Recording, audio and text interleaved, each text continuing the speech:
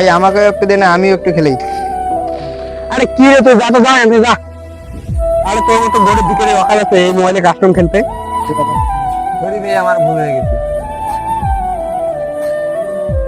আমার এইসব গরিব ভিখারি যে কোথা থেকে আসে গেম খেলতে। দাদা দাদা, আমাকেও একটা মোবাইল কিনে দে না। আমার কাছে মোবাইল নাই বলে আমার বন্ধু আমাকে খুব অপমান করলো। আরে ভাই আমার কাছে তো আমার টাকা নেই, পরে বেতন পেলে তোকে একটা মোবাইল কিনে দেবো। না দাদা, আমাকে এখনই লাগবে। ঠিক আছে ভাই, দেখছি কি করা যায়। ভাই তো আমার কাছে মোবাইল ছিল, এখন এত টাকা কিভাবে ব্যবহার করি।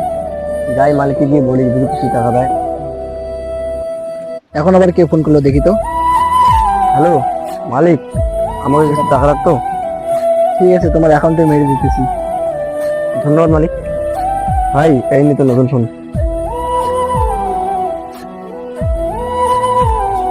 দেখ বন্ধু, আমিও একটা মোবাইল নিয়ে নিলাম। দেখি কে আবার কে মোবাইল নিয়ে দিল।